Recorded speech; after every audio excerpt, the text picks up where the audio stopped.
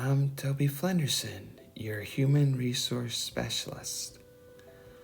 And today, I'll be reacting to Michael Scott's business show. To play it safe, because I don't want this to get taken down for showing any of the footage, I'm going to describe what I saw and react. Obviously, Michael was influenced by those shows that hire a famous chef to, in a week, turn around their fledgling restaurant. In the first episode I saw, the struggling business that Michael goes to rescue is a specialized glass company. Michael meets the owner in an office. The owner, like so many nowadays, is having trouble attracting new employees into the factory. Michael goes around the factory to interview current employees, what they like about the job, what would make it better. None of them seem to want to be filmed or to give genuine answers they would want their boss to hear, who is looking over Michael's shoulder. At the end of day one, Michael suggests to the owner having a bingo night and a carnival to attract more employees. The owner rightly asks, "How will that bring in reliable workers? It's one thing to get your friends to come to your party. It's another to get them to help you move." Then there's a montage of Michael on day 2 and 3 working at the factory. Some of it looks green screened. Michael's also walking around the industrial park where the factory is at, then at a lake or pond for some reason. Then he's calling Holly, who answers her phone, and it's obvious they're in the same room, but the video's cut to make it look like they're in a long-distance phone call, not talking in the same room with phones in their hands.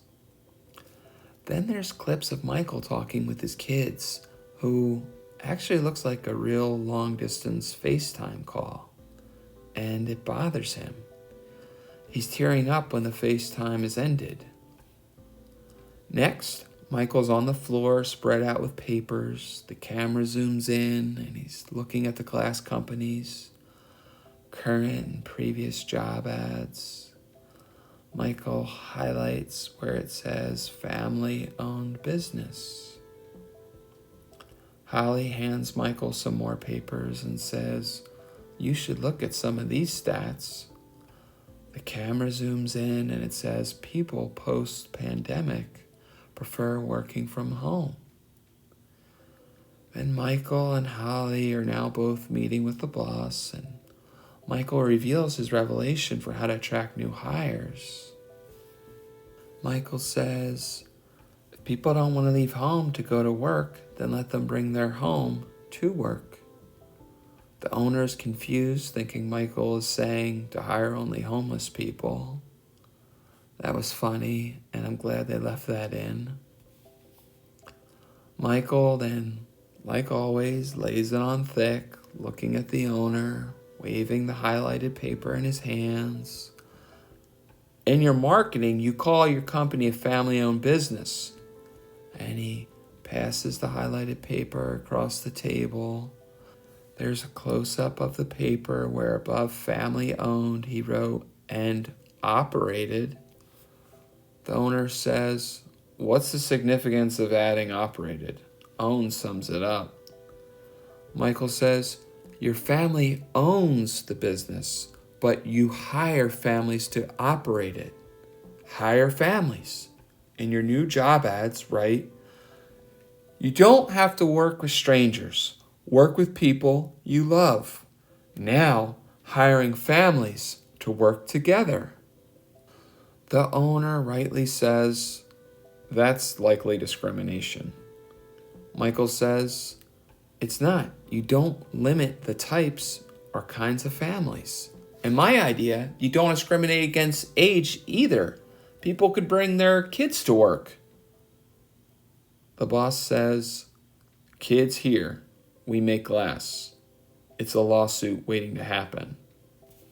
Michael says, "Glass doesn't discriminate. It's just as dangerous to all people, regardless of age. Anyway, people would be more careful because they wouldn't want their kids to get cut. The boss says, "Do you have any other ideas? Because I'm not about to have kids running around my glass factory." Michael says, "Right now, you don't have hardly anyone in here. I'm not saying the kids would be forced to do child labor or not go to school or there wouldn't be a fun room for kids, but this is a 24/7 shop, right? So there might be some time when their parents are here and the kids are not at school, like the summer or the off shifts, and you would want your workers to be safe regardless if there were kids in here or not. Why does the world have to be so compartmentalized that parents can't bring their kids to work?" Okay, I'm definitely putting on my HR cap here, and I do have a background in counseling. But definitely Michael's projecting and seems upset that his kids are not there, and you feel for him. But he doesn't understand kids need to be kids, and the adult world is different. The more I think of it, this is his not so subtle way of trying to convince Holly that they should bring their kids with them when they're filming this. My guess is she's the more sensible of the two and has them stay with a sitter. Anyway, the owner says, "I want a refund, and you can leave now." Michael says, "There'll be no refund, and I put you in a better spot. You right now don't have enough employees to run your business. I offered you a way to increase the number of employees." The owner stops him saying, "No, hiring children and married people to fight in my factory, there are too many reasons why that would be a bigger headache." Michael says, "Fine, then keep doing what you and every other business is doing and expect different results."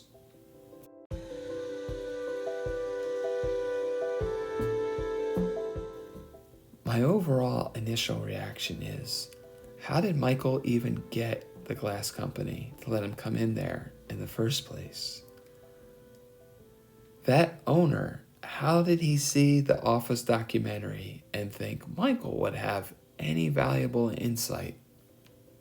Selfishly, it was pleasing for me to see Michael still a goof, because post the documentary, there was lots of this mythology that as he was being filmed, Michael matured, and his send-off was like he's now this fetishized leader. And even Michael apologists still come up with these insane justifications for why Michael was right to constantly belittle me for all that time.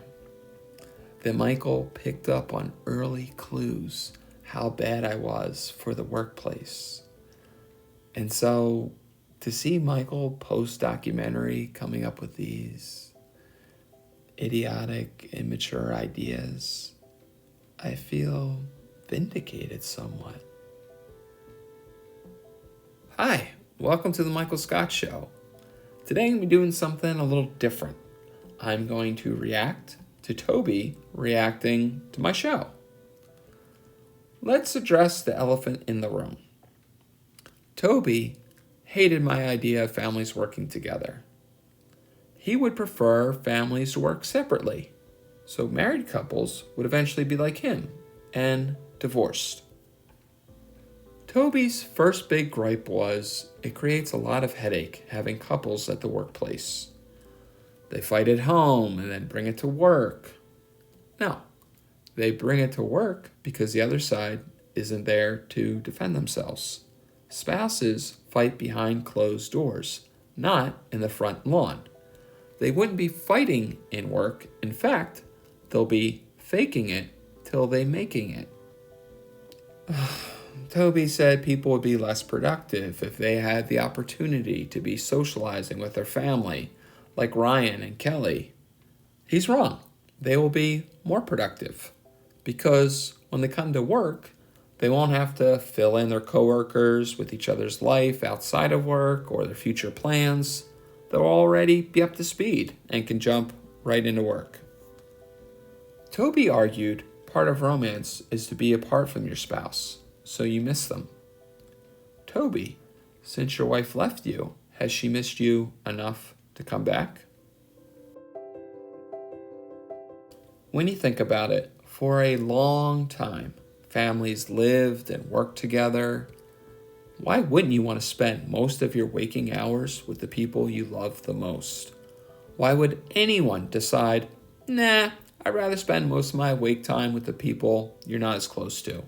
It makes no sense. I don't know if it was Toby or the devil who came up with this idea to separate families, but facts are in. Divorce wasn't as big when the family spent all their time together.